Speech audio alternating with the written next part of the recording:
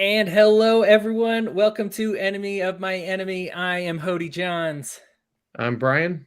And I'm Sam.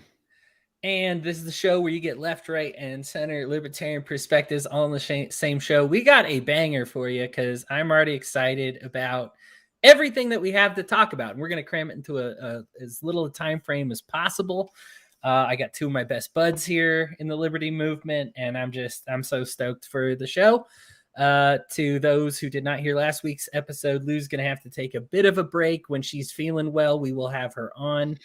But until then, you're going to get some rotating. You're going to get a rotating cast that includes folks like Sam, who is at this point pretty much a co-host on the show. And we're just so happy that we got such a big network. Lou, if you're listening, we wish you well and hope you recover as quickly as possible. Let's get into it because this is going to be great. Today, as headlined, we are going to spend the first part talking about what is going on at the Ukraine. Ordinarily, I deliver a summary at the beginning, and then we kind of get on our opinions with the summary. The basic issue, if I'm going to just highlight the most important details, that Russia's kind of moving a lot of military equipment on the border, and they have invaded the Ukraine before. It has not been tremendously successful because of a combination of economic sanctions and good old-fashioned, hey, this looks like it's going to be too much firepower for us to keep going. For whatever reason, does anybody get the sense it's the Olympics that makes Putin do this? Because like every 4 years or so, it's always like, hey, the Olympics are going to go on. Let's have an international crisis because that's the best time to do it. There are various alliances in play here with Germany and China, and the U.S. is involved because, of course, we are. And it's just basically, hey, when you move that many tanks down there, I know you say you're just moving there for training exercises, but that's very expensive. And a lot of people are saying, hey, there's no way you're moving that many tanks down there just for training exercises, that many missiles. We suspect something more is at play. And of course, people are in President Joe Biden's ear about, is the U.S. going to send troops? Are we going to get involved? He has been non-committal as far as the answer goes. At the moment, he hasn't committed to yes, which I am happy for, but he is also not necessarily committed to no. There was a report that we were going to send 8,500 troops over there. That report was neither confirmed nor denied. So by the White House. So we are certainly all kind of waiting with bated breath. So I felt like it would be good to do an episode. Usually we do episodes after something has happened and kind of analyze it. But Brian and Sam have predicted the future on the show before, so I feel like this is a good time to talk with them about it. Why don't we start with you, Brian? Why don't you give me your breakdown on what's going on at the Ukraine? You're usually really gifted about this kind of stuff, and I'm just shooting from the hip. So let's start with your thoughts. The Ukraine is a mess.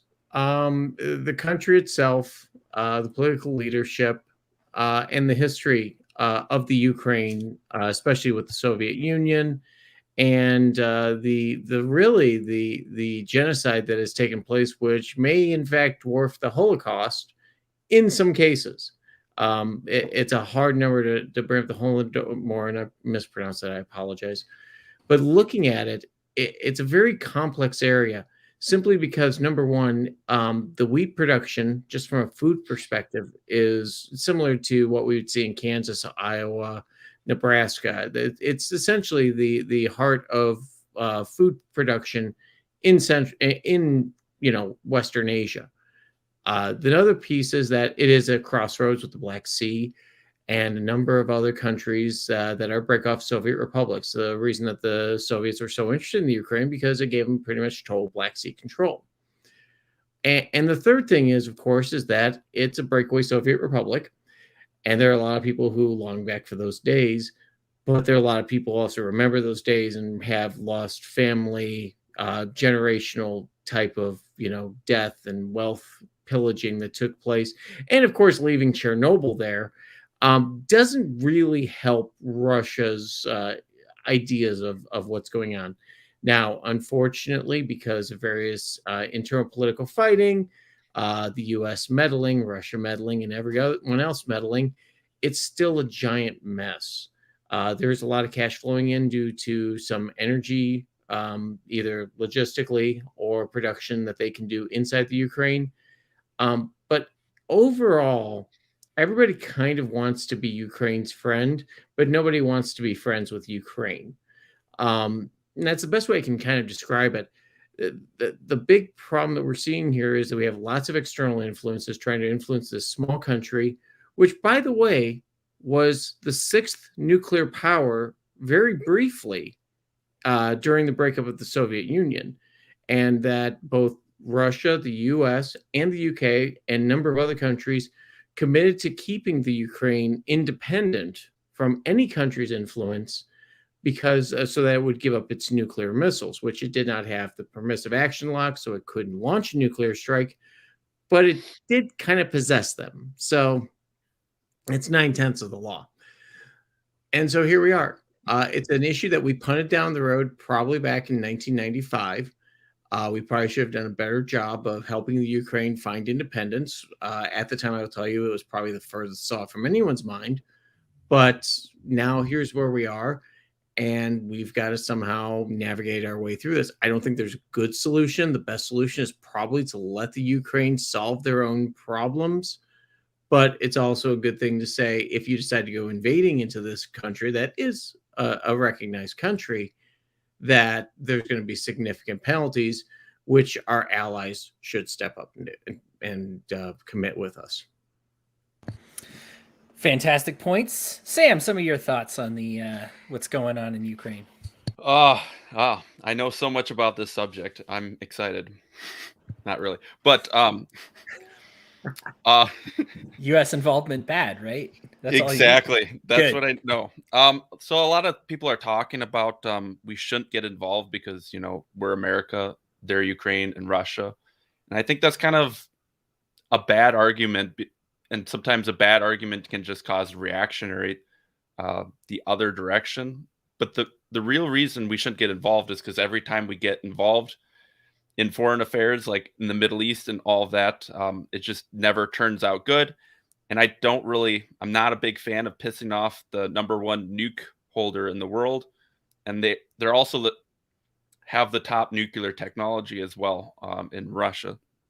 So I'm just really not a big fan of all that. It sounds like one of the biggest reasons is because we sort of said, you guys can maybe be in NATO with us to Ukraine.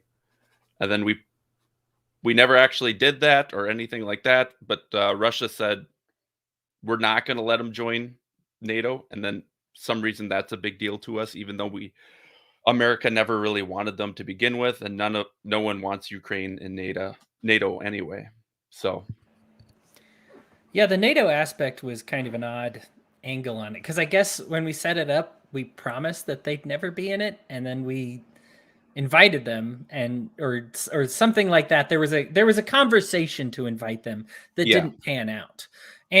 But Russia takes, of course, looking for an excuse when you break your promise, technically. And was a promise broken? Well, if you promise that somebody's never going to be in and then extend to them an invitation, that certainly looks that way, then they kind of get all uppity. Now, of course, that NATO was established in generations prior, and it doesn't matter as much anymore. But when you make laws and diplomatic agreements, then things don't always pan out the same way, years later. Sam, I think your take on it is exactly the same as mine. If you look at any time that was appropriate to get involved, it would have been Kuwait, right? Like a small little country with oil that Iraq was very unfairly going to take over and everything. And yet all these countries say, like, no, we're not going to let you do it. We are going to step forward and make sure that you don't take over Kuwait. Okay, sounds holy. So far, all good, right? Like that the aggressor was wrong. We want to stop the aggressor. Here's the problem. That these countries, including ours and everybody else's for that matter, don't do it because it's a holy war. This is not some type of religious belief that we're doing the right thing and we step in because we're just such good people. I mean, we have seen these politicians that we're placing this on have placed hundreds of millions of people across the world in prisons for victimless crimes.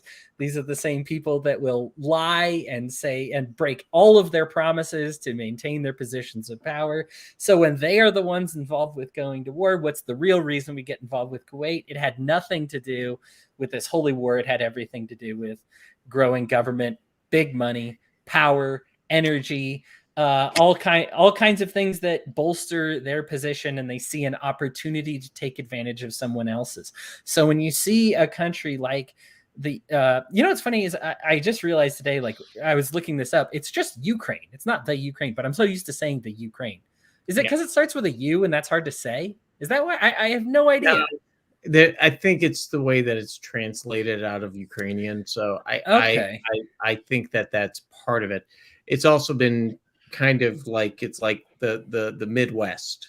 Yeah. Kind of, it's I'm sure there's somebody who has Ukrainian relatives who could reach out. In fact, there's that the AT&T girl, I think, is a Ukrainian. Her families are Ukrainian refugees. Maybe we could reach out to her and see if she can give us a story. I'm sure she'll be glad to. Oh, sure. Sure. I've been trying to look up the statistics, but isn't there like a really significant number of Ukrainians that want to be like a part of Russia? Like half the country speaks Russian and all that. Yep. Yeah. And that's probably, how do I want to say this? Propaganda? Yeah, I wouldn't call it propaganda. It's kind of like, when people put up the little caption of the United States, a little picture of, and they take the coast and say Southern Canada in the middle, they say Jesus Stan type of thing. That's kind of, I think, the mentality of it is, would you like to be in a country that shares your political views most of the time? Oh yeah, sure. That'd be great. As opposed to those dorks who speak a different language than me and blah, blah, blah, goes on from there. But you look at the Ukraine and the Russian relationship, it's pretty terrible long term. I mean, the most recent one, obviously, is the incursion that they did into Ukrainian territory. Hey, these people asked us to be here. And then before that, you have Chernobyl. Before that, you have all of the environmental waste. And then before that, you have Stalin going, I don't really like those people. Maybe I'll just starve them all to death and call it a day. So it's complicated. Yeah. The other aspect, sorry. Did you No, you're okay. Yeah, you go. I really wanted to drill down into is the whole nuke thing. Like, how do we have, I mean, yeah, World War II, you could just invade and it wasn't a big deal because it was a big deal, but it's not like it is now. I mean, now you have all these nuclear warheads. We've been doing, not really. I mean, we've been doing all this stuff to the Middle East. They don't have anything. So I feel like we're getting our war lust out on these, bombing these deserts. But it's like, what are we going to do with an actual country that, like the number one nuke holder in the world? Right. I mean, the thing is number one, hang on here. Go ahead. The number one nuke holder in the world. I just want to say, just because you have more bombs does not just because you say you have more bombs and just because you may have more bombs doesn't mean that you can deliver them in a reliable way. And I think they're also the best nuclear wise is what I've heard. Here's what I'm going to say about this. When you look at Russian technology and a lot of the Russian nuclear scientists that left to go to the top ones that went to Pakistan, North Korea, other places like that, India. So they can say that they are top scientists, but we got to keep all of ours for the past 40 years. They all stayed here. Los Alamos is still a thing. Sandia is still a thing. There's a lot of exciting research that goes on in those places that we are never going to hear about. Yeah, I mean, it's possible they, America and these other countries have better technology and we just don't know about it. But yeah. Yeah, I mean, the thing is it's kind of one of the reasons we fight tertiary wars, which is great for us and terrible for other countries. Like, we go head to head and all of a sudden people start working on that tech that Brian talked about. Like, maybe we should start working on delivering, delivery mechanisms to actually send these nukes to other countries. And for now, like it's really sad that our spat is over, is fought in places like Syria and the Ukraine and not, but I mean, I guess I will say sad, not that the alternative is better that we fight directly, because that would also be really terrible. And I would also like to say that there's a good chance that we will have nuclear warfare and that we will all die. I don't know. In the future time, zero chance. You're all right. You know what, Sam? I will let you make your point, because I don't think it's zero. I don't think it's zero. But I saw a tweet today that we know the reason there's no time travel back to our time is because the future doesn't exist. I thought that was interesting. But no, just because nuclear warfare hasn't happened doesn't mean it's not gonna. Like, we could just wake up tomorrow and it could have. It's fair. Let's be. It's content. Not off the table. Let's put it that way. Sure. Let's be content to say that we are dealing with a very powerful entity, and two very powerful entities, and the world is kind of caught there. And in fact, those powerful entities are connected to other powerful entities, and it's very complex. One thing that I did want to kind of dissuade a little bit after talking to a friend who had some good articles to link to me, Anna, and actually I'm going to have her on the show here in a bit, is that there's kind of this like Russia bad narrative. And the thing is Russia is not much different than any other country that is looking out for its own best interests. And in some cases, these broken agreements aren't particularly helpful to Russia. Obviously, now Putin, boy, he's going to hate that. I know he's listening too, which is unfortunate. Putin is kind of one of the scarier guys in history. Do you guys remember when he visited President Trump? I mean, obviously the media had a big ado about that because they're like, oh, it's Trump and his best friend hanging out together. But I remember the bit where he talked about where a media reporter from us asked him about, like, hey, what about you killing all your political adversaries? Like, they just kind of disappear and stuff. And instead of saying, no, I don't kill my political adversaries, he goes, well, you guys do it here in the US all the time too. Why should I feel bad about it? What do you think happened to Martin Luther King Jr.? And it was like, that's a scary answer for a person who controls a country as powerful as Russia. To instead of just being like, no, like I wouldn't do that, to instead be like, whatever, don't be hypocritical. You guys kill people over here as well. He's a scary guy, Putin is. Like, I mean, this is, KGB agent, he rides horses shirtless and takes baths in blood. Right. I mean, this is he's a scary guy. Now, the thing is while he is scary, I don't believe he is unstable. So there is some kind of predictability there. As much as I love to call politicians like madmen, sometimes that doesn't do it service, because there is like a predictable way that, with most politicians that you can say, I know how they're going to behave in these situations. That being said, if the guy has no qualms or ethics about knocking off a political adversary, he obviously is not going to experience very many, he's not going to lose any sleep if a few people die on the Ukrainian border, because he's just, expanding a little bit, or taking back what was supposed to be his that was unfairly divided or separated off when the USSR dissolved, and he is, and so, like, here's the thing is, like, I think there's aggressors and aggressees on both sides. As far as the Ukraine goes, I feel for them, because I think that they are also trying to do what's best for them. And unfortunately, when you are the small fish and you're doing what's best for you, things are going to look a lot differently than if you're the big fish doing what's best for you. It is, I do think that we need to establish that the libertarian position, now we are all right, left, center libertarians here. I get that. War is an issue that we are, as libertarians, united on. Stay out of it. I think that we do need to probably address the example of sanctions that I also think that are rather unhelpful. We've been doing sanctions against Russia. And I mean, to even stop this pipeline from getting built, we did like metal sanctions against like steel sanctions against Germany.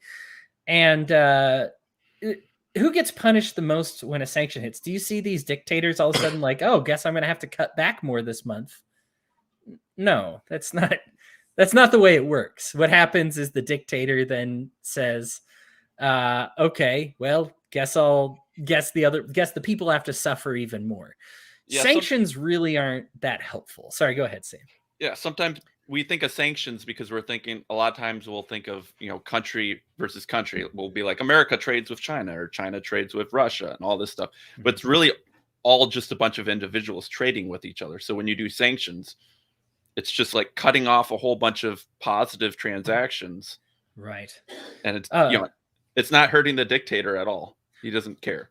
Right. Stalin literally just watched his people starve to death. Oh, yeah. Break a sweat, Right. You look at Cuba, another good example of something that we felt like our sanctions were helpful, and it really just hurt the people. The people on top got to live happily ever after. Poor Brian is having issues with his interwebs right now, and he's trying off and on to get back on this thing. This is ridiculous. I'm sitting here watching, and I apologize. I'm going to go tech talk here. For some reason, on StreamYard, it seems to want to shoot out a 60 megs camera signal. Yeah, and I'm going, that seems a little high. So I've been going through trying to knock down stuff, because 60 meg on this it's a little, what the hell are you trying to do here? So it's now back down to normal, but sorry about that. You're okay. I want to ask you both, let's do a roundtable before we get into the next conversation. I'll start with you, Brian, since your internet is, or since the, I guess the signal is not trying to overload right now. Now the worry here is, it's like, so what do we do? Nothing? And how would you respond, Brian, to so we do nothing? What do we do? What's to be done? Do we let this happen? We don't put troops on the ground, but Biden not committing to that is frankly okay with me. You don't, when you're playing football, you don't go, hey, by the way, we're going to blitz on this one. I'm all good with him saying, see what happens. Screw around and find out. I don't think we need to send troops out there. I think that if Putin was going to do something, he would have already done that already. I'm pretty sure this is saber rattling. Of course, I could be completely wrong tomorrow morning. But looking at just everything, geopolitical problems, things like that, if we want to avoid this, the first thing is to get Germany energy independent. The minute that they no longer have to pump euros into the Russian economy, changes quite a bit of a lot of this. Huge. The second they stop that pipeline, changes a lot of this. So if we get the Germans to turn their nuclear plants back on, which thankfully the public opinion has swayed back to, yeah, you know what, nuclear power isn't terrible. It's actually pretty safe, and you should be doing it as much as possible. But with that, it should also be that with that kind of persuasion with them, gets them back on track, and then all of a sudden a lot of financial incentives for Russia to control the Ukraine kind of diminish pretty quickly. I don't think there's a value add for Putin to try to hold on to it, because you may end up, like Hodey, like you said, into Gulf War Part 2. Yep. And the hollow threats of, oh, well, what would we do if Cuba or Mexico all of a sudden decide to become a part of, of Russia's defense program.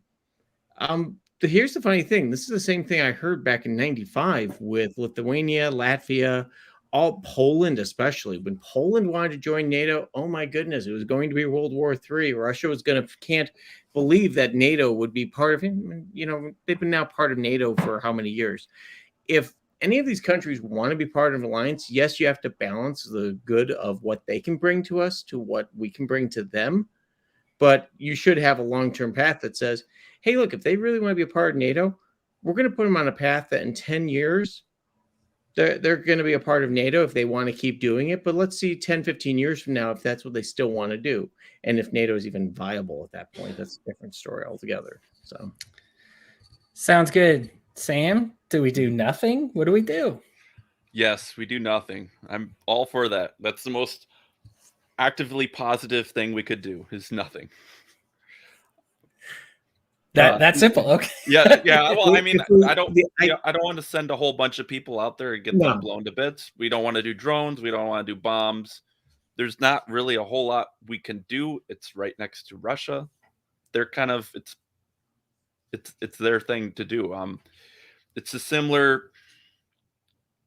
If Ukraine doesn't like it, then they'll have to rebel in their own way, and Russians can rebel their own government as well. But I don't see us getting involved in any way being somehow a solution. As bad as it doesn't matter how bad it is, we're not the solution. Let's put it that way. Right. I'm inclined to agree. I think even one step further. Now, even if I am not going to go the route of say, like, I'm going to put my anarchist hat off for a second and just say I believe in the government and they have the right to do foreign things and on our behalf that are maybe beneficial.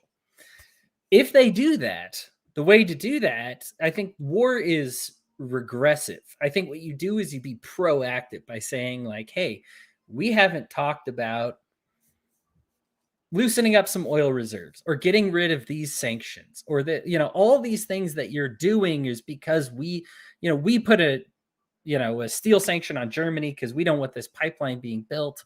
How about you do some energy deals with us? How about we get rid of the steel sanction? Frankly, you get rid of the steel sanction, and that fixes a lot. Brian, go ahead and reboot. Poor guy. He's going to get things fixed up there. But yeah, I think that so that is like if you were to take care of it as a politician, you make some deals that involve not war, right? Because I think when you do this, like, I'll blow you up, well, we might invade. Well, if you invade, I'll do this. That's kind of like a regressive conversation because all it can do is break down. It's either when you keep things the same, that animosity is still there. You're just saying like, well, maybe I'll wait until your troops are busy or I'll wait until because I still at the moment, if we just say, even if we avoid everything and keep things the same, they still want to invade. We still want to send troops over there because then everybody's economy grows apparently. And that's the other thing. Now I'm going to put back on my anarchist hat. This is something that at a very critical economic level needs to change. The fact that we have an economy that changes, that is judged, that is valued based on how much money is being spent is absolutely absurd. The idea that this isn't just like how other countries see us. This national income identity equation has to do with what our currency is worth. This has to do with how much the dollar is worth, and every country has tied themselves into this because I hate him. But Keynes won the debate, and other countries decided to follow his lead, and this is what we have. So we have to deal. We now live in this world where, hey, more money being spent is better.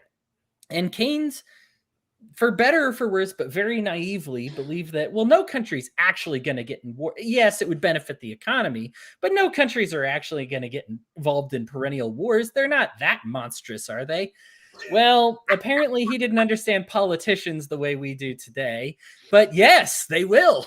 If that's what happens, if that's what it means to spend money. Now, this affects everything. Obviously, this affects the hours that we work. This affects, prices that we pay on cans of beans and rent and housing and everything like that. But perhaps the most compelling argument to change the economics isn't just purely talking about economics, but also how it puts this strain and encourages people to commit acts of aggression, because both sides committing them makes their economies grow under the way we judge economies today.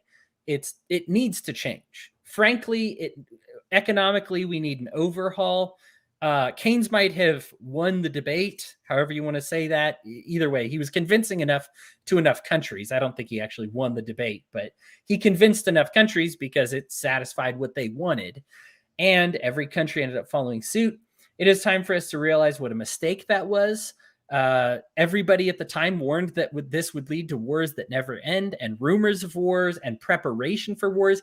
Even Keynes himself admitted this would lead to permanent preparation of war forever and ever and ever. He just thought that nobody would actually pull the trigger and blow each other up. He was very wrong. And now we're just seeing it again.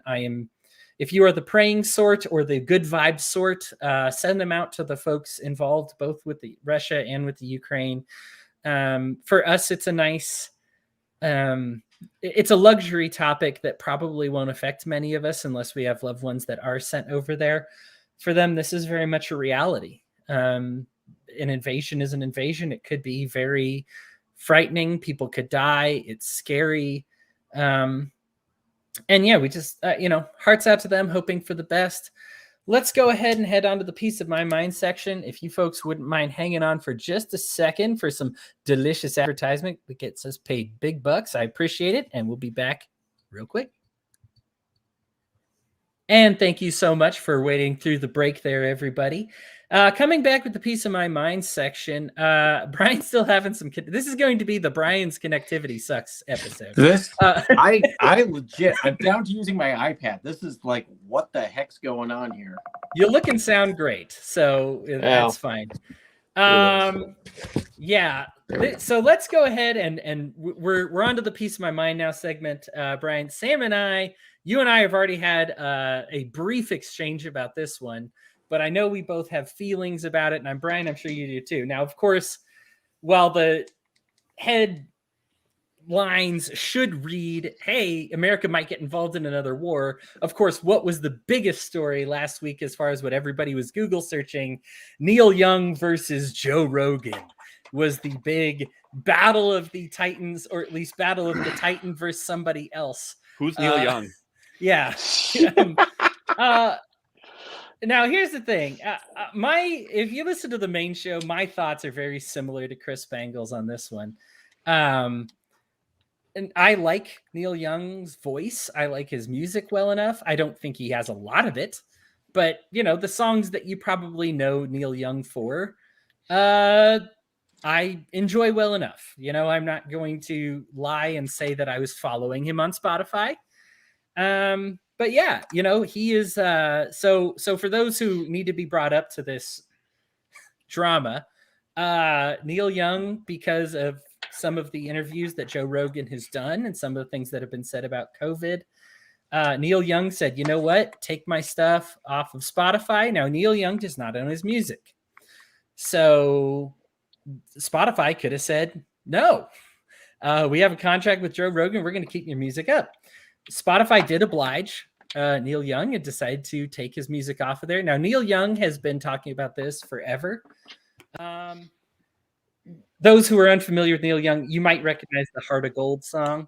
Been looking for a heart of gold, and I'm getting old, and other such songs. He was a singular artist himself. He was part of a couple of bands, and it's hard for me to keep track of which song was him. Crosby, Stills, Nash and Young. Yeah, Crosby, Stills, Nash and Young. There you go. And that one. And there's part of another one that I don't even remember right now, but yeah, they had an album that was self-titled. Anyway, he's a two-time Rock and Roll Hall of Fame, which the Rock and Roll Hall of Fame is kind of a giant pile of crap anyway. If Foreigner's not in it, I'm not interested. I'm sorry. You can't even see Foreigner nowadays because nobody's actually that's in the band that's ever been in the band when they made all their songs. But anyway, I still go to their concerts. I don't care to hear this. I'm cutting you off, and I'm going to continue my thing. No, Neil's a very gifted singer and has held some very good positions, but it's just hilarious. Buffalo Springfield I thought was just Stephen Stills, but. Sorry, somebody commented about adding Buffalo Springfield in there, but I could be wrong. But that being said, Neil's a gifted songwriter. But Neil also sold his catalog pretty conveniently right during COVID to the CEO who just took over of the private equity firm, who was the CEO and chairman of Pfizer. Kind of weird. And then promptly sold his music to them for an obscene amount of money, by the way. and then magically starts to get upset about Rogan, and then announces, "Hey, by the way, I still have my streaming service that you get, and for $20 a year, listen to all the Neil Young songs you want to listen to." Pretty convenient how that all took place. This is not even Neil Young's first spat with Spotify. I did just look it up. By the way, Buffalo Springfield was actually founded by Neil Young, Bruce Palmer, and Dewey Martin. So okay, I was wrong. I thought that was Stephen Stills. It's all right. Yep. That's the other one. I'm wrong. It's okay. I appreciate it, Ron. Ron. That's why Ron's got our back on this one. He understands. I said some band that he was part of, and Ron's like, I got this one. I know who we're talking about.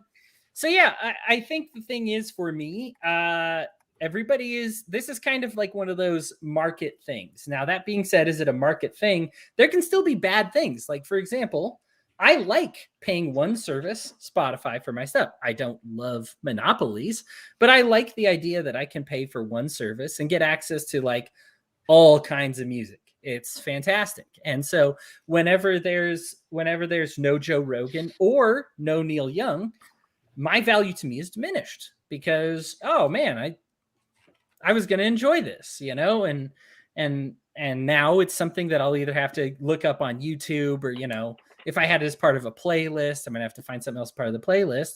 And then, you know, what happens as a result of this, other artists are also not, you know, saying, hey, take me off as well. And since Spotify actually granted the request for Neil Young, who did not own his music, who knows who they could grant it to? Any artist at all could start coming forward, whether they own the music or not, just being like, hey, I don't like this. Get rid of mine too. You did it for them. Do it for me. So I think this could be bad. This could be a fallout for a lot of people that own Spotify. Now, the other aspect of this is Rogan, who is now Edward Snowden tweeted about this subject. So that goes to show you exactly how much this has captivated everybody. Ed Snowden, wanted from the government, hiding out someplace, is now tweeting, hey, those who, the people with the biggest opinions. Who knows? The people with the biggest opinions. He's in Russia. Yeah. The people with the biggest opinions about Joe Rogan are those who don't listen to Joe Rogan. Now, I don't listen to Rogan regularly. Sam, you sent me a link, and I listened to a couple of related links to the COVID topics, just because I wanted to be informed about when everybody's freaking out. I want to know what thare talking about. What are you talking about? Why are you talking about it? I don't understand a lot of the hate, because I think for me, Rogan is in fact, you can probably put it together like 10 clips of Joe Rogan just saying like, hey, I don't know. Do not take my advice from me on this. I'm an idiot. He said that, like, I'm just some idiot. I know some people. I'm asking some questions. I have a lot of curiosity. I don't know. Like, if you listen, he even says, like, if you take my advice on anything, you're an idiot. Right? Like, all I'm doing is doing some interviews and talking with people. He occasionally comes off as like a libertarian superhero. Now, I understand why the freeform interviews would do that, because libertarians love long stuff. If you're listening to this podcast, you're one of them. You don't mind sitting in front of the place and not getting a bumper sticker answer for it, you know? So libertarians love that kind of thing. Now, I'm often confused because, like, I think it's funny. It's like so many times it's like people are like, well, he's a far right leaning or, you know, white nationalist or something again, these are people who don't listen to Joe Rogan. This is a guy who said Barack Obama is the best president we've had in our lifetime. This is a guy who said Hillary Clinton would restore decency to like the Oval Office. This guy he's not a libertarian superstar. He has that culture about him because he's willing to talk with people for a long time and ask questions back and forth. And he does not really respect when people say, no, this is the way it is. Now, in his defense, and I'm aware I'm going on a long one here, but I want to get all my opinions, and then I can let you both have fun with this one. For me, like, yeah, are some of the people that you've had on, have they said stupid things? Have they said bad things? Have they said untrue things? Yes, but you're not a news outlet. Like, you're talking with them. You find them intriguing and engaging. And the time is this whole idea that's like, you can't ask a question. I felt bad the other day because I wanted to ask about what that guy, what was his name? Robert Malone, the doctor. Yeah. I wanted to like ask about some of the points that he brought up. And it was just automatic that I could not find something on the internet that that just said this information, like it was just this information is false, and here's some other stuff that Robert Malone said that was bad from 10 years ago. And I'm just like, okay, can I get an answer to like this specific thing though? Like, I just want to know the answer, right? Like, I'm not an anti-vaxxer. I just want to know, right? Like, I want to see the counter argument. And here's the thing is now you got a point where either there is no counter argument and then Robert Malone is just right about all that stuff, or there is a counter argument, but by giving the counter argument, I've lowered myself to the point where I'm debating an anti-vaxxer. And why would I even debate with such slime and such filth? You know, like, come on now. Like, even look, here's how far it's gotten. USA Today had an article about how they were done with masks, and they published it. This is USA Today, like scared that everybody's gonna have a chainsaw attachment at the end of their guns, right? This is that USA Today. And when I saw it, and it was very blatant, it said, you know, I'm done with masks. And I was like, what? Why are you saying this? And in it, they were just like, here's the thing. I know that Fauci lied about it the first time, and yes, he said he had a reason for lying about it because he wanted these people to have the good masks. So, you know, or the masks first. So then we put on these other masks. And then I find out that, well, they said, don't worry, your cloth masks are just as effective as everything else. People are talking crap about them. Don't worry about it. And then what happens?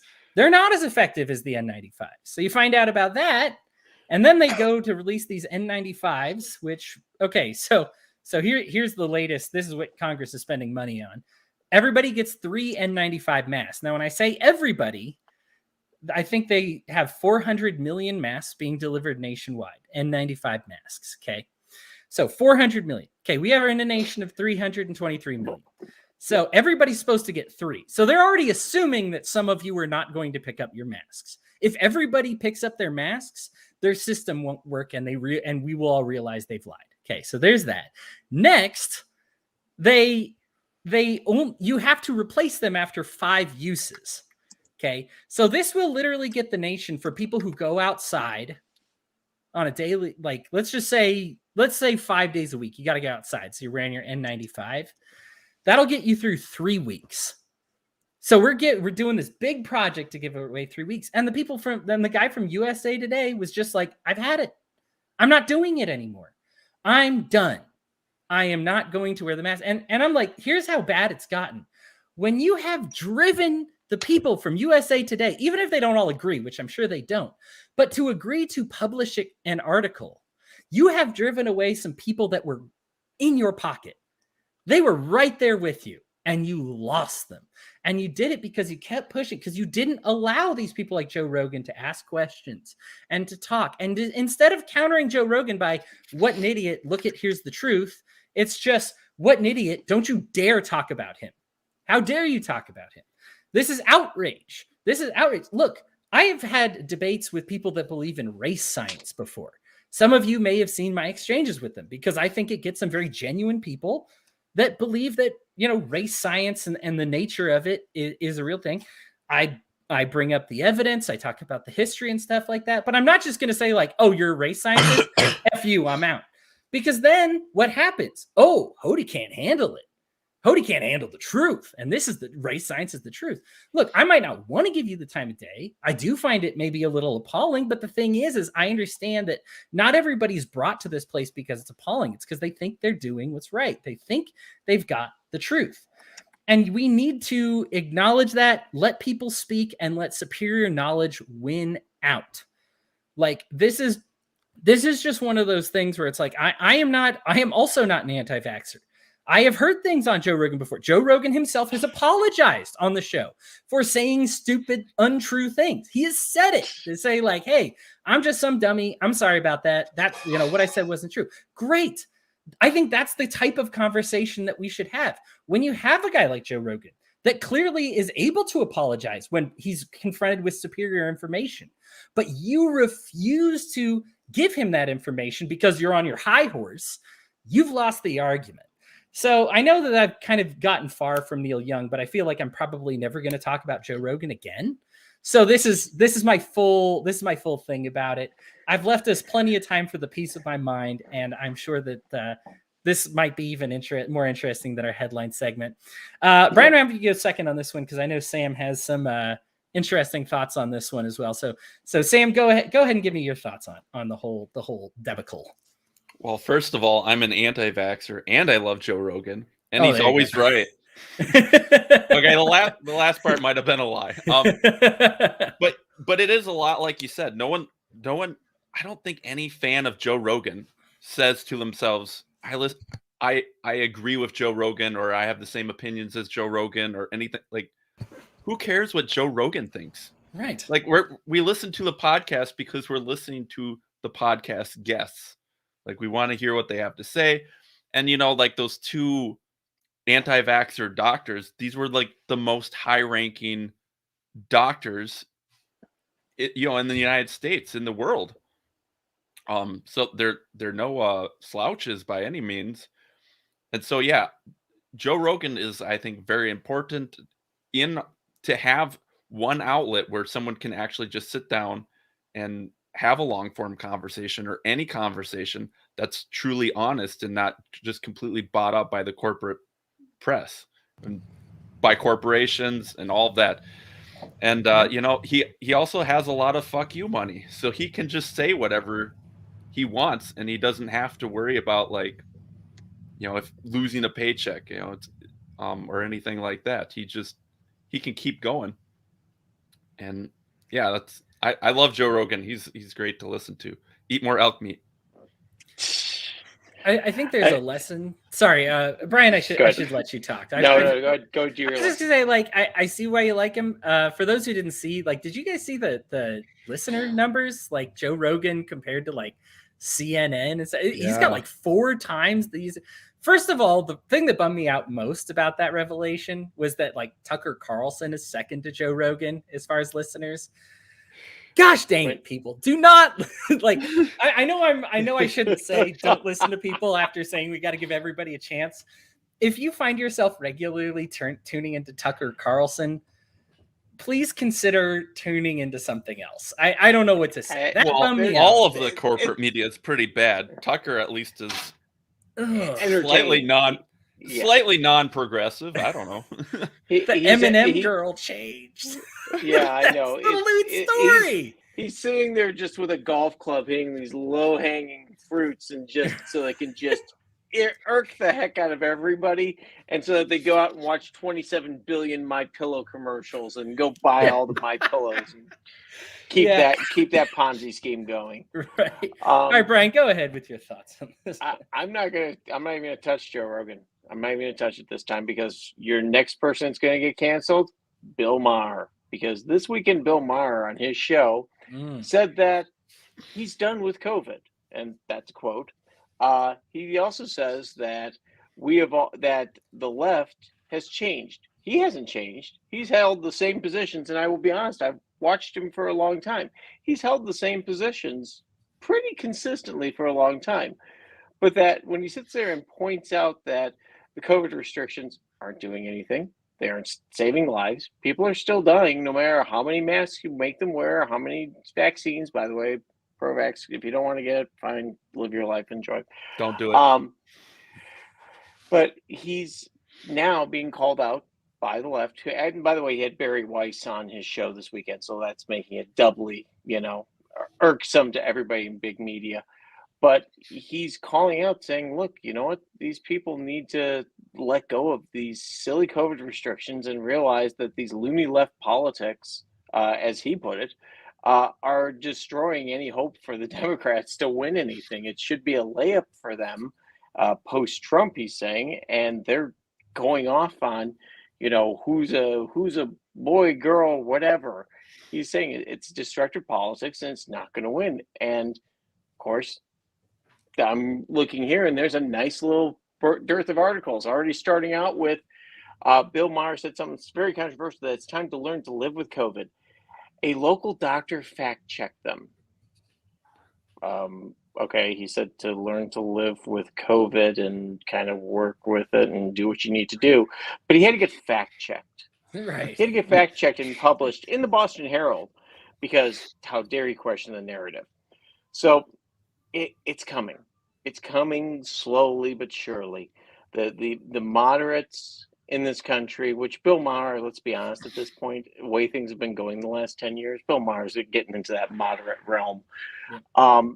It is coming, and I think it's going to be over. And this is, I think, want to say the last death grasp of people who used to control the media and are used to being able to dictate how the media speaks to everyone. It's their last grasp at desperation at trying to control the narrative. And if every 70-plus-year-old musician who sold off their music, their rights to private equity, wants to take their music off Spotify, go for it. Yeah. Just go for it. yeah. What if Spotify finally does cave and kicks off Joe Rogan? Won't that just be? Oh, Do you think that's going to hurt Joe Rogan at all? Oh no! Oh no! Oh no! Joe Rogan's just sitting there going, Please, I cashed the check. Yeah. Yeah. You want to throw me off? Go for it. I'll come back. I'll be 10 times more powerful than I was before. It really is. And actually, Spotify really is playing this as cool as possible because, I mean, they've had the protest that how dare he have Dave Chappelle on? How dare he have this? How dare.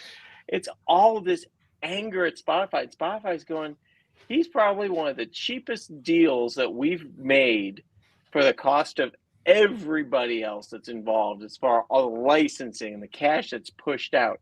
Vaughn, a friend of the show, points out very correctly. Spotify's already spent their money for Rogan. Rogan just has to create content whenever he wants to. So he's already cashed the check. So all they do is just sit there, fire up the CDN, and when a new episode comes out, hey, think. Doesn't cost them anything. They don't have to produce. They don't have to produce it. They don't even have to sit there and even advertise it once. Just put it out there and click and prints money for them. And you know that might sound like oh, he's a dangerous person and he's abusing that. But really, if you've been listening to him, it's just, and I don't listen regularly. I'm not going to lie and say I'm like an avid listener. I usually when there's like some kind of uproar, I'll pop in to see what the fuss is about. And I usually find that the fuss has been a little bit overrated, underrated or something. I usually find a few interesting tidbits that, you know, when you get told that somebody is like far right by a lot of people, you kind of say like, okay, let's have it. And that's all tune in. And then he'll be like, I wish we could have Obama back in office. And I'm like, oh, far right loon, you know, like, come on, guys, like, relax, man, please. Like, if this is like, and this is what you were talking about with Mar, Brian, perfect example here. This is somebody who is probably an ally for you. And it's just push and push and push against him because of this single issue. And I'm not saying that it's not an important issue. Anything that kills millions of people and like, it's a real COVID is a real problem. COVID authoritarianism is also a real problem. You will lose rights that you're not going to get it back.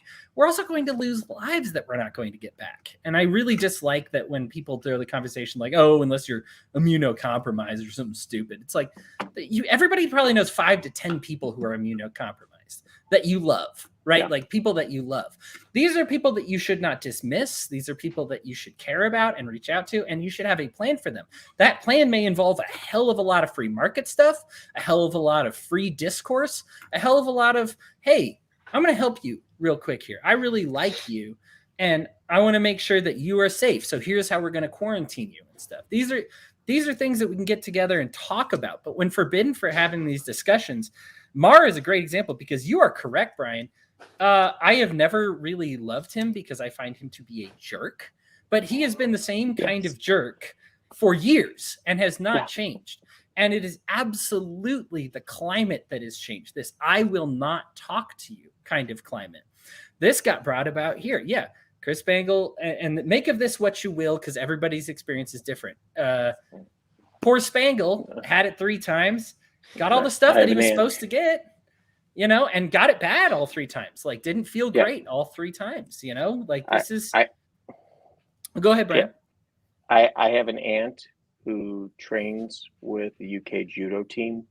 She's like psycho fit.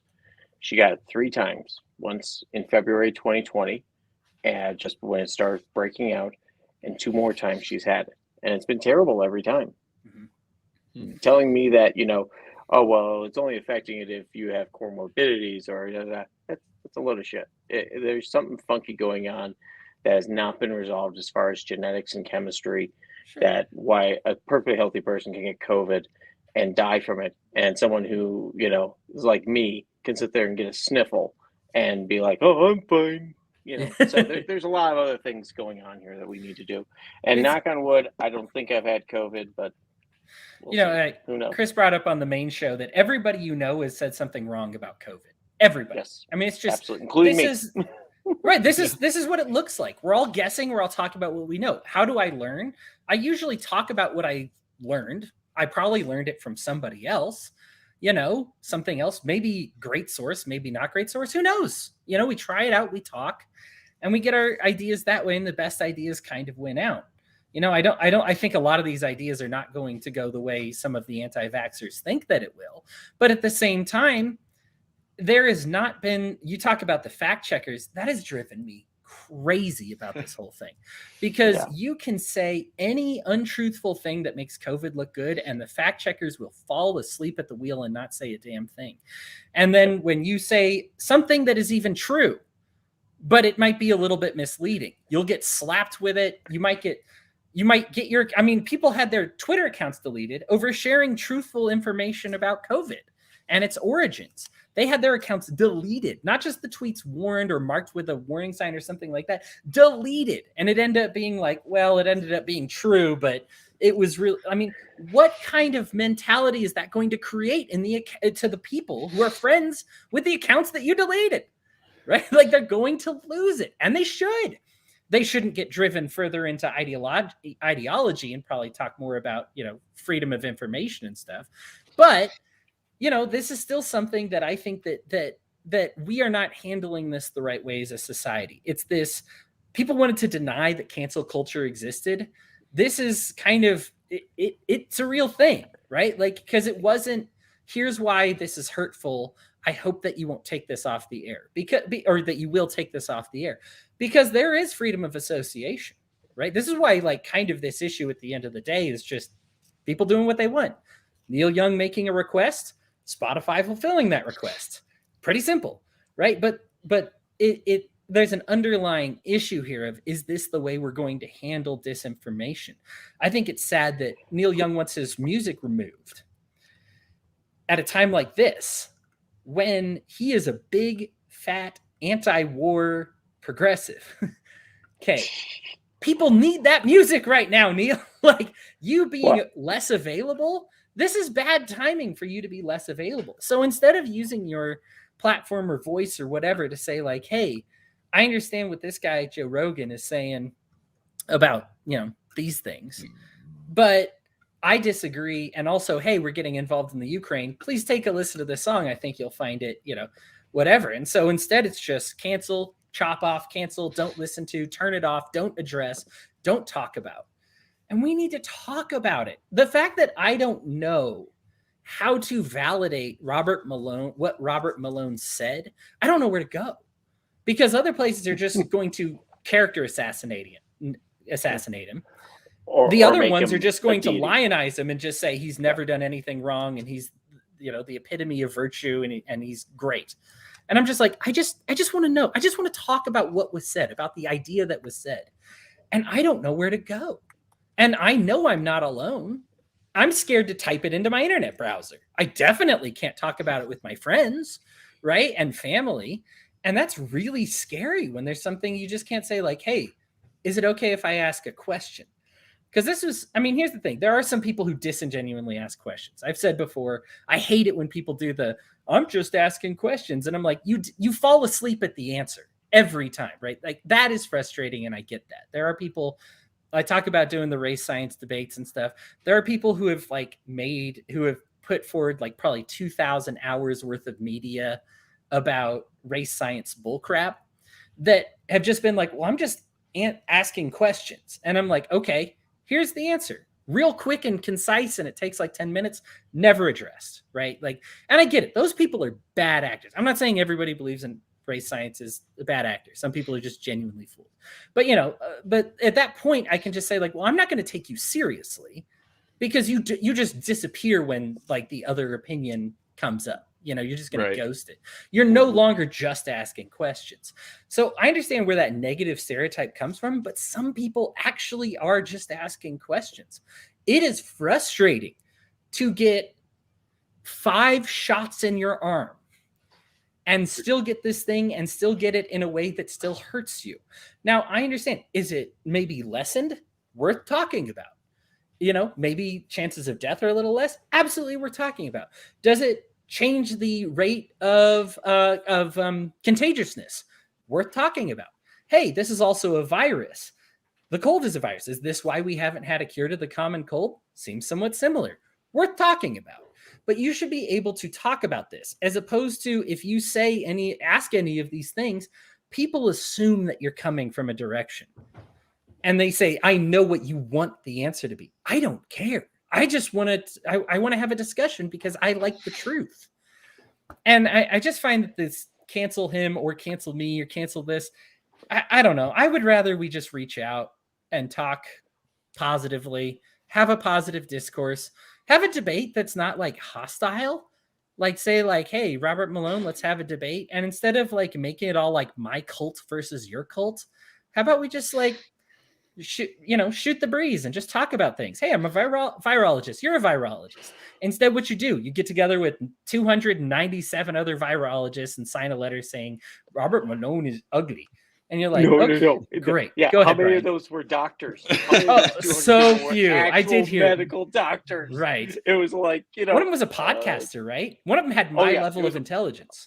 And the dentist. The dentist, yeah. That's right. It's hilarious. And that was like that. I mean, if I'm going to put out a list that says I have 200 doctors under 7 below, I'm going to Google a few of the names. I'm going to go through and say, okay, well, what, are they at Johns Hopkins? No, they're at Fred's Veterinary Hut. And he can fit you in to get an anal gland squeezing on Tuesday at 3 p.m. Well, it's like, yeah. The one thing I want to add to all this is that, you see them silencing one side. It's not because they think they're right.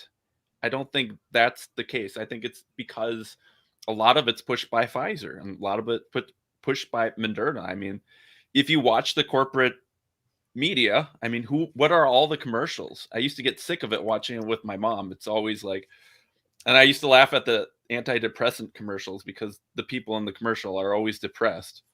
It's like they're selling something. They're not trying to sell hope. They're just like, this might make you feel better. And they do like these forced smiles. But anyway, like it's very obvious that why they're doing all this. I mean, they'll have literal terrorists on Twitter tweeting, but you can't have someone say, right, the earth is flat or something like that. So, I mean, what we have now is we have a new sort of battle, and it's a battle of ideas, and it's a battle of tech. It's no longer, in the trenches shooting at each other. The fight for power is through the media.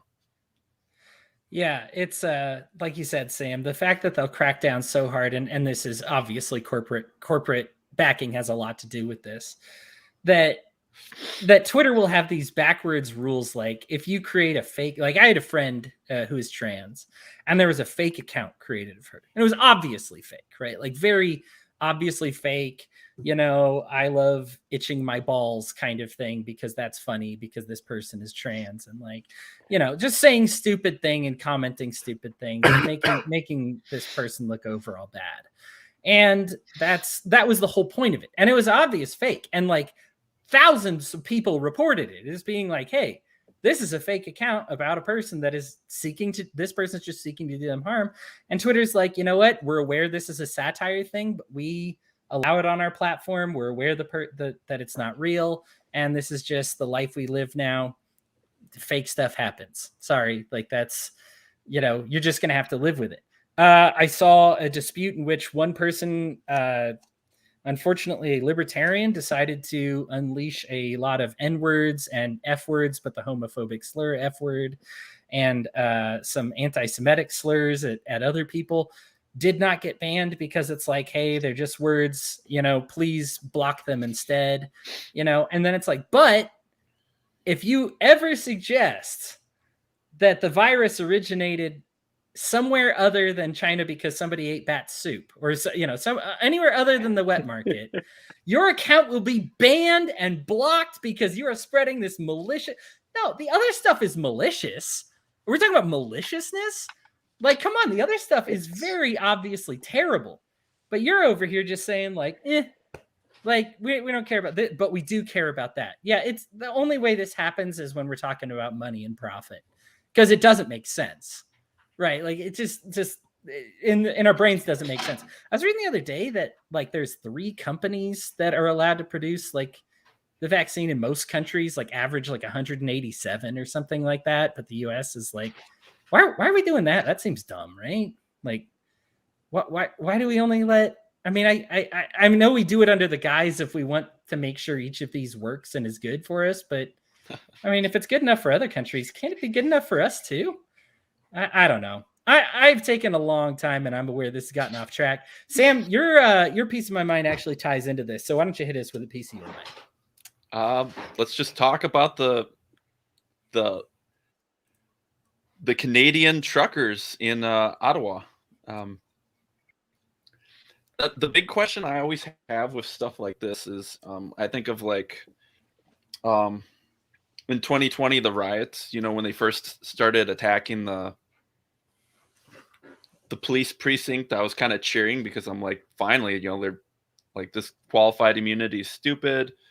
Yep. All this stuff, like, these people need to go down. We need to start tearing down government buildings. And then, of course, it just all went south. And they just started burning everything, and not anything was accomplished. And then you saw, January 6th, which is staged somewhat, I mean, encouraged by feds probably, but again, it's like I was really excited, and then it just ended up being a big nothing. So this Canadian rally, this entourage, or this, what do they call it, the Guinness World Records for the longest line of trucks, I forget what it's called, entourage, I think it is. No, it's a convoy. Longest convoy. Convoy. Yes, but the question is this going to be helpful in any way? I mean, the people that there's people. I mean, if you don't have trucking for like 3 days, people just start dying. So I love what they're doing, and I love that they're protesting. And James Jenneman, a friend of mine, he said that protests against the establishment don't work. Only if they're like endorsed by the establishment do protests usually work. But I don't know. It's interesting, and I like the fact that Justin Trudeau had to actually acknowledge them, even though he tried to downplay it. But I mean, there's what, 100. There's 500,000 truckers out there right now, and it keeps growing every day, and they keep trying to minimize it. I know they had some flame that people were using to keep warm that had a bunch of plaques on it that had been lit for a very long time. They turned it off just so they could get warm. They're redirecting traffic, trying to fight things and everything. But I always wonder, what is the extent to which you should react to government? Should you react by fighting back? Should you do protests? Should you go the political route? Should you do agorist route? And it's always a big question to me. Like, so it'll be interesting to see whether or not this works, whether or not this brings enough attention, and like, is this actually going to force people's hand, or the governor's hand, or are they just going to be like, okay, well, they can drive around circles all they want? Brian, your thoughts? I'm still nursing my voice from talking so much. I'm in support of any sort of nonviolence, measures going and speaking to the government. Those guys going to Ottawa, I don't think it was 500,000. I don't even think it was 50,000, but it was a lot. It was definitely a lot of sandbagging, I think, from both sides on this, unfortunately. I think it probably was the world's longest convoy, but we'll obviously Yeah. never get the real details of it. You are right that it would be nice if we could do this without interrupting things such as the delivery of goods and services, but that is just a reality of it. So I think, if anything, that the media's coverage of it and everything else has only made people, just as what you do when you ban information, you suddenly make it more interesting, more inciting, and the people that are doubling down saying it didn't happen or it wasn't nearly as big. It was only a couple of trucks and some guy named Fred. And the other thing I saw was that, of course, a swastika was found on one of the trucks, apparently. Oh, That means they're all Nazis, apparently. Of course. definitely Yeah. all fascists.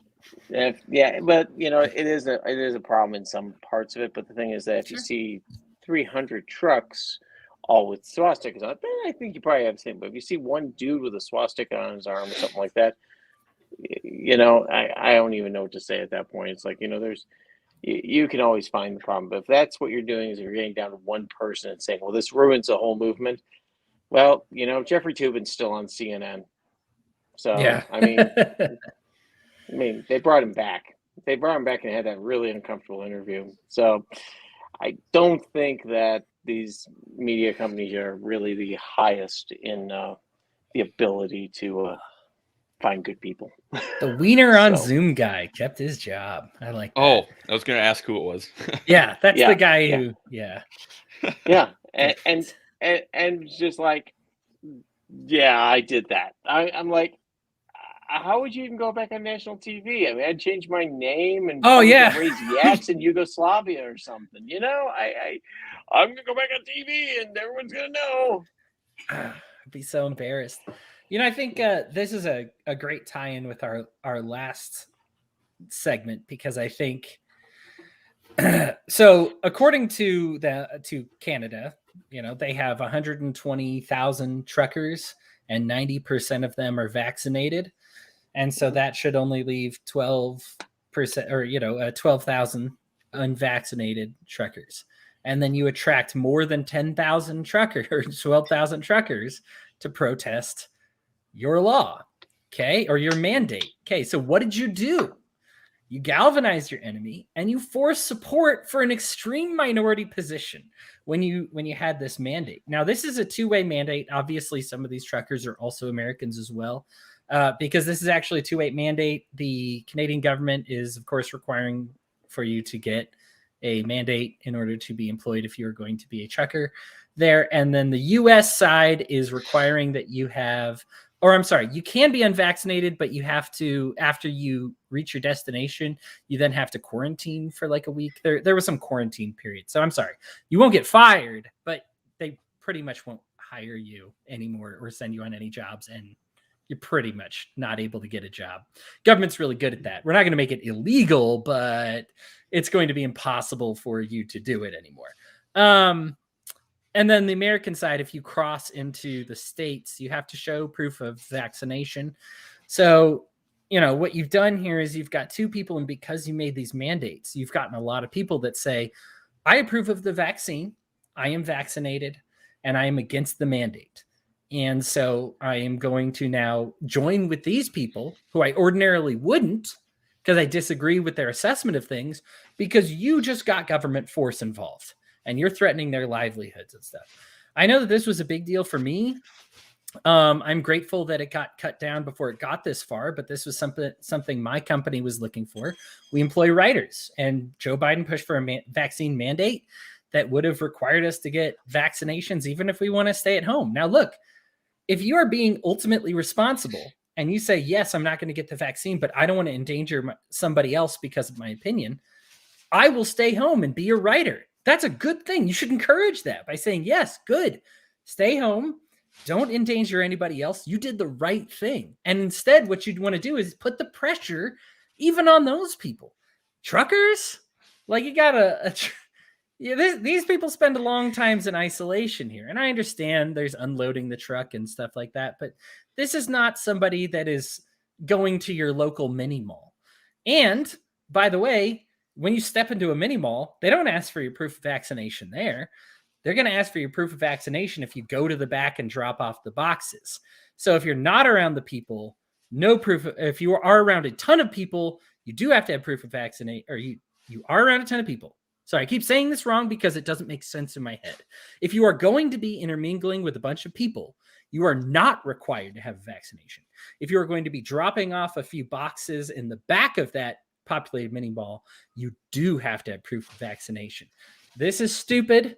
Everybody knows it's stupid. And so because of it, you've created a group of enemies, and those enemies have allies they would not have had until you stepped in.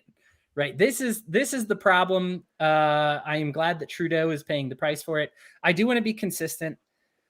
I don't love blocking traffic. I said it for BLM, and so I would be very hypocritical for saying it now. There are people that need to get in and out.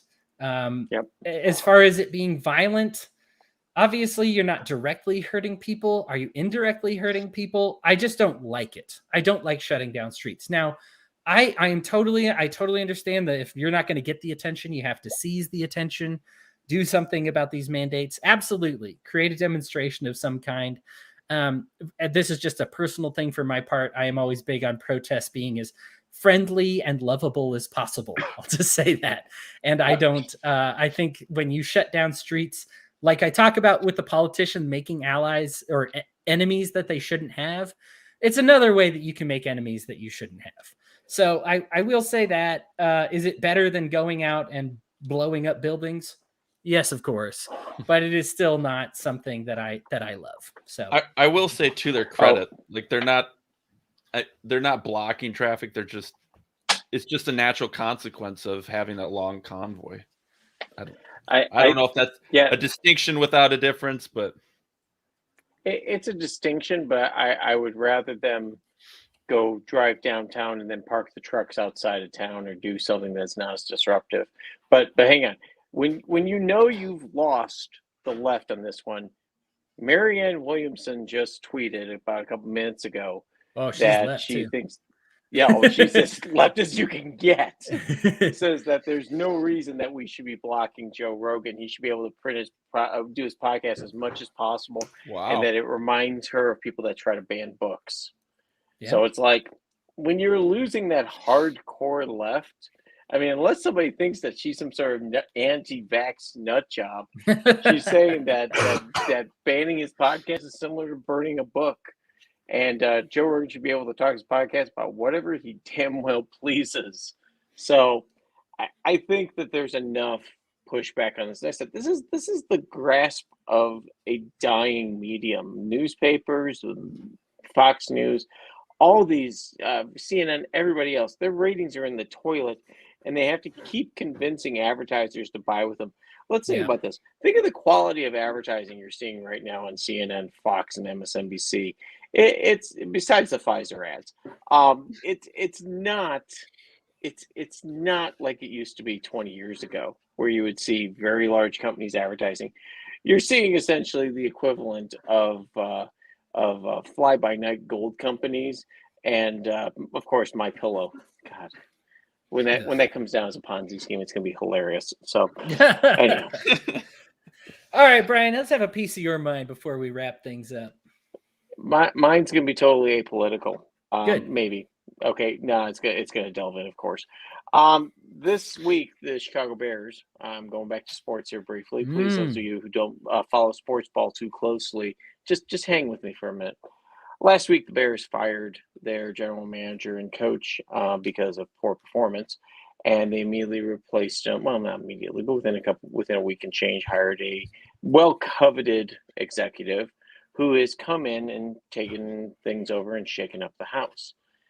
When you hear why this happened, when you hear the details of how the previous organization didn't like conflict, wanted to build people up, wanted to build the man, wanted to do all these things that sound good on paper, but don't exactly get you the results that you want.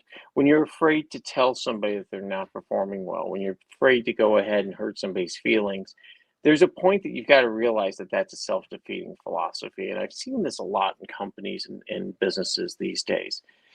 They lose focus on what is managing an organization and what is leading an organization. And we see a lot of people claim to be in leadership. Leadership is, well, it's the senior directors, their leadership, they're leading us into, et cetera, et cetera. I've seen a lot of companies where the leadership is far more interested in their own short-term political or fiscal gain than to actually leading an organization. And this is something that kind of even goes outside of business into nonprofits and things like that, and dare I say political committees and groups and caucuses. So this is what I wanted to talk about, was that even in football, in business, in life, in politics, you've got to really understand that while staying on message may be important, doing the right thing is far more important. You may hurt feelings, you lose followers, you may find yourself in a way that is difficult to explain because you're doing the right thing. In the Liberty Movement, we have some great people that are constantly on message, that constantly speak their mind, and dare I say, bring the receipts every single time somebody challenges them. I know who you're talking about. And there are others who look to divide, who look to blame, who look to say, you misunderstood me, who sit there and go, well, that's not what I meant. How dare you think what I was really saying at that exact moment? Never mind the myriad of evidence that I've presented in the previous times that we've spoken. And this gets back to your point, Hodey. A lot of people ask a lot of questions. They don't want a lot of answers. And this is what we need to, this is what separates managers, leaders in any organization. So, like the Bears this week, they went ahead and got themselves what looks to be a leader.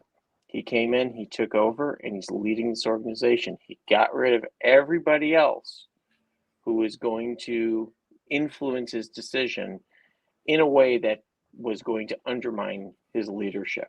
Now, you could say this is a coup. You could say that this is a person coming and taking over. But if you're given a responsibility to lead an organization, whether you've chosen that or it's been thrust upon you, you need to lead, which means you need to listen and you need to do the right thing. And if you aren't doing either one of those, you need to get out of that position.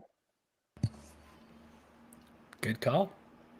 Love it. I totally agree. I think that there's a difference between being like authoritarian and saying I need people that have like my vision. I think that's something that we kind of haven't seen in the last few like presidencies, especially, which is weird for me because you kind of get to choose your department. And I think that that's the point where you can say like, this is the difference between doing what everybody wants me to do and doing what is right. Like there is no, like Donald Trump didn't accomplish much because there wasn't really a vision there. Like he actually talked about, I mean, what's funny is Donald Trump actually had a lot about getting rid of the tyranny of like roads, right? Like actually answering the libertarian question for how these like roads would work and stuff like that. Roads, they're coming after me. Oh my gosh. Yeah. So like, and for me, I was excited about it, right? Because he started talking like free market solutions. What does he do? Puts people in the transportation department that want to keep the transportation department around and aren't down with the free market thing. So what happens in that area? Nothing. Right? Like, so you get no good results, you see organizations like this. I'm glad you bring up the football analogy, because there are organizations where you can see people at odds and it makes for a weird team. Like it makes for a team that lacks an identity because one person says, no, we need to spend all our money on quarterback and offensive line. Another guy says, no, you need corners and defensive line. And so what you end up doing is splitting the difference, making these compromises, and you end up with a team that's nothing, right? They're blah. They're uninteresting. Jets. Yeah. This is the Jets problem in a nutshell, right? No identity. It's not that they're bad. Like it's not like like the worst team. It's just when you don't have, you just are like, well, we'll pay this much, and I guess that's all there is to it. I think that we just need to. Yeah, like leaders need to lead. They need to understand. they do need to do the right thing. I think it's fine because there are some leaders that take over that do everything their way, and their way sucks. We have seen the Lions go through that a couple of times where they're like, this is who we're going to be. Sorry, Christy. I'm sorry too, Christy. But you know, I think that that's a good example of somebody who they did give that like total control, make your own whatever, and they made the wrong decisions with all that control. And it's like, well, that didn't work either. So, and it's not, and I know, Brian, you're not saying this, but I'm just clarifying anyway. It's not that you're not willing to listen to reason, you know, or talk with other people about like what the right decision is moving forward. But there is still a leadership aspect of saying, this is my choice. I just want to get some input to make the right one. You know, I want to talk with people and make sure that they're informed and understand what my team's situation is and understand what their capabilities are. I have no beef with teams that, I mean, my Broncos, apparently this is what we do now, is just build our team up and then hopefully get somebody at the very last year of their career. And hopefully maybe we can make a Super Bowl run with them now. But you know, that's fine. And what does it mean? It means sucking after it happens, right? You make the Super Bowl run. What happens? Oh, you got to pay all those contracts. Oh, we can't pay anything else. Well, this team's going to be bad for a long time. You know, I think, and you know what? That's okay. It's just cycles like that. And that's life. Anyway, Sam, any thoughts on this one, on anything Brian said? Not a whole lot. Yeah, I don't have any thoughts. Too much football. I haven't watched football in like a couple of years. Jacob is the only real libertarian. We are libertarians. Jacob was on here saying that he's the only real libertarian. I think I thought his wife was the only real.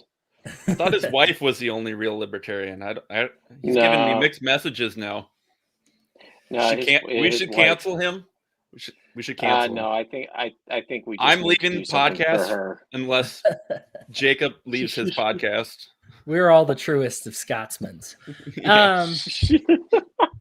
Yeah, I think that you know, I think libertarians right now, we're kind of going through a bit of an identity crisis because there's some folks that want to make the liberty movement their way. A lot of people trying to gatekeep for both sides, deciding what belongs in, what belongs out. It's not a very kinetic thing. And unfortunately, we don't have a lot of leaders stepping forward to kind of help organize this, you know, and it hasn't always been like this. Now, here's the thing. Libertarianism always go through these cycles. We have a strong charismatic voice. That charismatic voice fades out or goes away or does whatever. Now we need a new voice. That's life, right? That's just life. Okay. Like this is life in the liberty movement. When you're this small and there is no power structure, this just may be how politics works, you know, in the Libertarian Party, but also in the libertarian movement at large. I've been a libertarian for, I think, like about 10-ish years now. I was right at the end of the Tea Party. So actually maybe even a little longer than that. Yeah, about 10-ish years. And I don't remember the culture war being is so integral it is right now. And that's pretty wild, but like everybody's all over the place on it. And there is no, unfortunately, I think we have voices that are very, I don't want to say strong because they're not strong enough to get everybody to agree with them. They are very loud. We have very loud voices on the other sides that are saying, no, these people are your enemy. No, these people are your enemy. And it's like, oh my goodness, you guys, like there's no attempt at peacemaking.